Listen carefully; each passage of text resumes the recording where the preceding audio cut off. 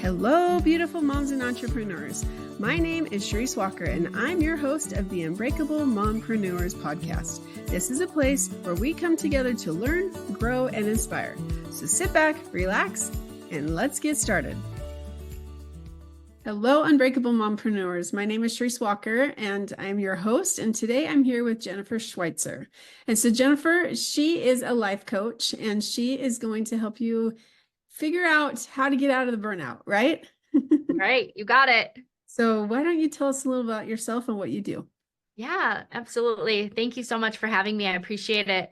I started my career actually as a social worker, and I worked a lot in the hospital setting in mental health and went down the very fun road of burnout and struggled a lot with anxiety and overwhelm. And my husband and I were actually foster parents. And during that time, I felt like I just can't do this anymore. I can't juggle so many hats. And I decided to make a change in my career. And that's when I kind of made that jump over into coaching. And it brought me just a little bit more flexibility for work-life balance. And it helped with the burnout. And it helped me to spend more time with my family, which was for me the ultimate goal. And I love that because making sure that you figure out what you love and what's important to you. I think I hit that last year where I worked my stinking tail off the year before. And I realized that I need to create more of a balance. And so what does burnout look like and how do you get rid of it? Yeah. So I think sometimes, burnout is hard to see until you're in it. And once you're in it, and you're like, oh no, I'm not feeling myself. And so for me, burnout, what looked like I was always tired. I didn't enjoy going to work. I didn't enjoy, it was those Sunday scaries and the Monday blues. And I just wasn't finding the joy in the work that I was doing anymore.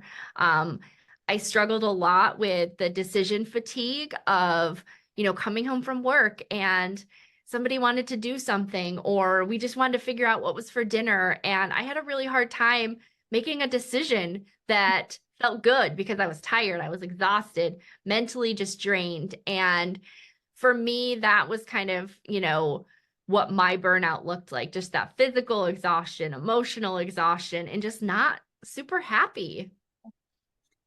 Having a hard time maybe getting out of bed or you're going through the motions, but you'd have zero passion for it anymore. Absolutely. Right? Absolutely. And you just feel like, what am I doing this for? Like my wheels are just spinning.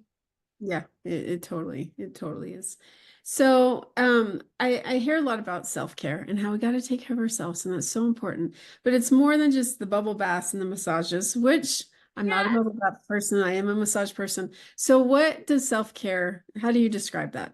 Yeah, I actually once had a presentation that was called Self-Care Isn't About Bubble Baths and Massages, because I think everyone does feel like I have to do this big, grandiose gesture to get self-care. And so when I think of self-care, I'm really think about, what brings a smile to my face? What do I enjoy doing? What brings me joy? It could be something as little as taking a walk around the house, looking at the garden, or, for me, it's like enjoying a cup of coffee before everyone gets out of bed in the morning and watching the news. And it has to be the national news because the local news is no fun and it's usually pretty horrific, but so it's sometimes it's those very little things that just are going to remind you like, okay, let me get out of this funk. Let me enjoy something for a moment. For some people, it's, working out at the gym or taking walks. I love to walk my dog in nature. For me, that's part of my self-care. Reading books, listening to podcasts, so just recognizing sometimes it's just the really little things that are going to recenter you and bring you back to this calm, happy place that you want to be in. Yeah, that's very true. So how do we get started? Like, how do we identify what's important to us? Because I remember when I was in the executive role, like go, go, go, like everything was work. How many, or in my real estate, if I can get another deal and another deal, another deal, like it became an addiction, right? And so what is that? How do we get started? Yeah, I think the first part is slowing down and recognizing like something needs to change, because until we like hit that point of just that feeling that, oh, I don't like this feeling, something has to change. I think that's your first kind of indication that, all right, I'm ready to make a change, because some people aren't ready to make a change, and that's okay. Like if you like being in that go, go, go role and you're not quite ready for a change, like I don't want you to be there, but sometimes you want to be there. So number one, recognizing. And then like you said, that second piece is really thinking about, what are my values? What is important to me? What are my priorities? And so I'm really focusing in on that. And when I make decisions, when I set boundaries around my time, I'm always going back to, how does this impact what's important to me? How does this impact my priorities? How does this impact what I value? And so recognizing where it is you want to be and how you're making decisions around that, I think is just, when I start working with people, like that's the first thing we get really, really clear on, is what's important to you and how do we make this a priority in your life? I love that. So, talking to entrepreneurs who are moms, Mhm. a lot of times, like you might be a solopreneur, or you might like, you don't do it, it doesn't get done. Yeah. So some people feel like they have to work all the time because otherwise, the money's coming in or we need Yeah. something. So how do you coach people to say, well, let's talk about boundaries Yep. and how do we do this? And getting Yeah. them to feel like, that they don't work nights and weekends or something. When, like for me, it's real estate. So how do you Yeah. not? But I know Right. people don't. So how do you? Right. Yeah, that's such a great question, because I think it looks so different for everybody. And, I like to say as well, like I am a solopreneur. I have nobody doing anything else for me besides maybe like my dogs who are keeping me company during the day.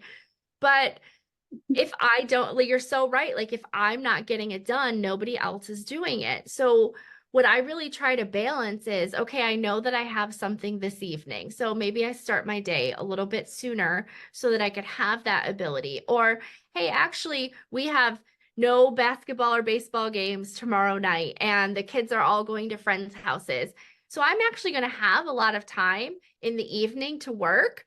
And so maybe I give myself the morning to myself, or maybe I, go have breakfast with my partner, or, you know, I think it allows, like being a solopreneur, it does allow me to set different work hours for myself that work for my family, which is, again, that's the priority that I keep going back to. My husband is coaching a baseball game tonight, and it's like, well, I cleared off, tonight. So I got started at 5 o'clock this morning so that I could feel good about where I was at with my work to make sure I could get there. And so it's just like sometimes figuring out that balance. A really good example, I network with somebody and I use her as an example all the time. She has a footer at her email, and it says, my work balance life may look different than yours. If you are receiving this outside of your normal business hours, please don't feel obligated to respond. And I thought, oh, wow, that is so great, Yeah, because all of our work hours do look so different. I'm not the 9 to 5 mom. I'm, sometimes working later in the evening or earlier in the morning, sometimes on weekends. So it really just depends on what works for you and what's important to you. I like that. That's a great tip because I do sometimes. I mean, my Yeah. client, it might be 4 in the morning, or it might Yeah. be 2 in the morning, or 11 o'clock at Yeah. night, or even other agents. And so it's like, you don't have Yep. to. I'm actually going to add that to my email. I know. I love it. I absolutely love it. I think it's so like it's such a reflection of, everyone's different and we're all working very differently, and that's okay. Right. So, what are some common themes that you see though that you when working with your clients that are struggles? A lot of times it's the guilt. And I think a lot of the women that I work with just struggle with the guilt of making themselves a priority and taking care of themselves, because there's always someone else in the mix to take care of. Oh, so and so has a doctor's appointment, or I've got to get to this baseball game, or if I take time for myself, I'm not spending time with my family. And so I think guilt plays a lot into our abilities to take care of ourselves. And I'm a big proponent. It's so cliche, but if our cup's not filled, like we can't fill anybody else's. And, I take care of myself so that I can be a better person for those people around me. Like I'm just nicer, I'm happier, like if I take care of myself. And so I justify that. It's really important for me to do that. So I show up better for the people around me. So it's a cliche, but I was watching this movie the other day and I didn't realize it was a horror movie till it's over, and the ending was horrible. But part of it was they're on this airplane and this guy, he's a paramedic, and I'm not going to tell you the title because it was like so horrible. And but the cabin pressure went away, and so they were supposed to have the oxygen masks. And so this guy goes over to, he sees this little girl and he sees the mom, she's passed out, so she never got the oxygen mask on herself, so then she didn't get it on her daughters. But it is true. You do have to It take is. care of yourself It first. is. It is. I will sometimes, we have two 7-month-old babies right now, and Wow. I don't care if everyone's crying and if nobody's eating breakfast. Like if I don't make it to the gym in the morning, I am not a happy camper. Like, and so for me, it's like I can depend on my husband. Like, okay, he knows that I need this for myself and he's very supportive, which is fantastic. But I'm like, I have to go. I just I can't, I have to take care of myself. And so I just have to get past that, like that initial, like, ooh, should I go? Should I not? Like, no, I have to go. True. No, my husband, he's a big fisherman. And I realized for him, when he starts to get stressed, like that is his outlet. And so I used to get upset, like we have all this stuff to do. And then I realized, oh my gosh, I can't do that to him anymore I because know. he I needs his know. outlet, and that is his outlet. Yeah. And My it's husband is mowing the lawn and I'm like, how really, many times a week can we mow the lawn? But it's like, you know what? Go ahead. Go ahead. Go take a couple hours, mow the lawn, get away. Like, but that's like his alone time, like listening to a podcast, like just, and I'm like, okay, our lawn is going to be the best looking lawn around, but well, let me know. That's great. I have not heard that one before along the line. But it's good that you recognize that. Does he recognize that that's his way of just, I think so. I think so. There's a certain part of him I think that is like I just, need a little outlet. I need a little relief. I'm just gonna go outside, and then he usually finds his way to the lawnmower.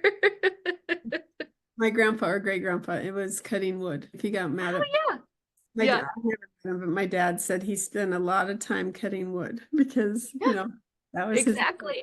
I know, right? That's a good one though, guilt. I don't think we talk about that enough. Yeah, and I think, especially as moms, like we're always taking care of someone else. And I think that there's always something to do at home. There's dinner to cook, a house to clean, dishes to put away. There's always something. Mhm. And we always think, oh, well, I don't have time to do this for myself because all of this has to get done. And it'll get done. I tell my clients, it is not selfish. It'll get done. And if it doesn't, it's okay too. It's fine Yeah, to get done if you stay because you're like thinking about all the things you have to do that you're in right. par- Exactly. paralyzed mode anyway. Yep. Exactly. Yep. You're going to stress yourself out even more. And you don't get it done. Well, I want you to think, and this is not something of a regret, okay? But if you're sitting on the park bench and you are talking to your 19-year-old self, what advice would you give her? Keep going. I think that our 19-year-old selves, like I had very low self-esteem. I didn't have a lot of confidence. I didn't know what I wanted to do with my life. And I was in a bad relationship and I felt pretty hopeless. So I would say just keep going. Like it's going to get better. And how did you come to where you are now? Because you were a social worker. So what made you decide this is Yeah. what? It's interesting. During COVID, I feel like a lot of stories start like that. During COVID, I joined, it was actually like a very small workout crew, and we worked out every single morning before work. A lot of us were hospital workers, and we would work out on Zoom, and we established this really great community. And they were so encouraging. They were so like upbeat. They were so there, something that they always told me when I was hard on myself was just give yourself some grace. And it was a saying that I've kind of carried with me, and to be a little bit more gentle with myself. And we dove into, as a group, like personal development. We'd have personal development book clubs. And during that time, I was like, I'm supposed to do more. Like, I'm not supposed to be in a hospital from 9 to 5. Like, I'm supposed to do more. I'm not sure what that is yet, but there's something out there that's a little bit more for me. That's cool. And you took the leap and you followed what you felt was right. And Yep. that's this underlying theme that when I speak with women who are Yep. entrepreneurs, that, Yeah. have a feeling, it's called a calling, Yeah. Well, if people want to get a hold of you, how do they find you? Yeah, so my business page on Instagram is called Kindfulness Coaching, or you can find me on the web at kindfulnesscoaching.com. Nice. All right.